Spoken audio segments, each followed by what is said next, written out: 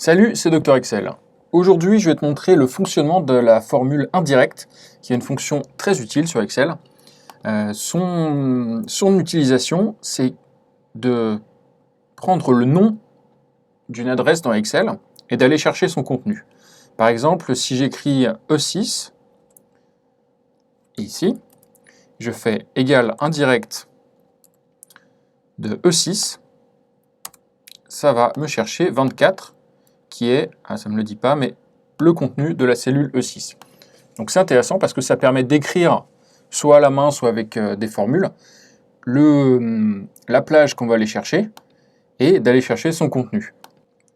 On peut aussi le faire avec des plages de plusieurs cellules. Par exemple, si je fais E6, E12, alors dans ce cas-là, je ne peux pas juste utiliser indirect là-dessus, parce que ça ne veut rien dire le résultat d'une plage.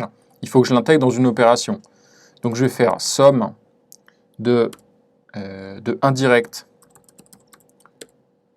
de E6, E12, et Excel va bien comprendre qu'il faut faire la somme de cette adresse.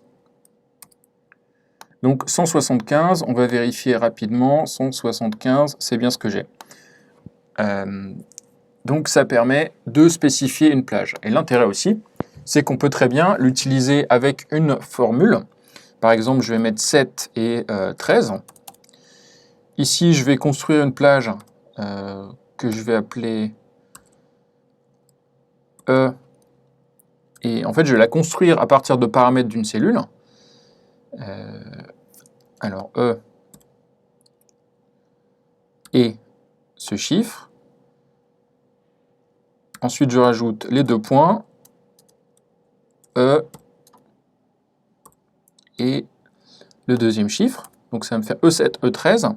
Et je peux faire la somme, à nouveau, de indirect de cette plage-là, ce qui me donne typiquement une plage variable. Je peux faire juste E7, E7, E9, et à chaque fois, ça me fait la somme.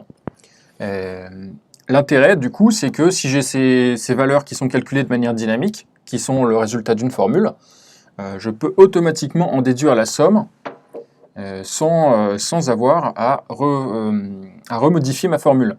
Donc ça, c'est un exemple un petit peu trivial, mais ça permet, alors là on a fait une somme, mais on pourrait faire d'autres fonctions, on pourrait faire à peu près n'importe quelle utilisation, et ça permet d'utiliser des plages construites de manière dynamique.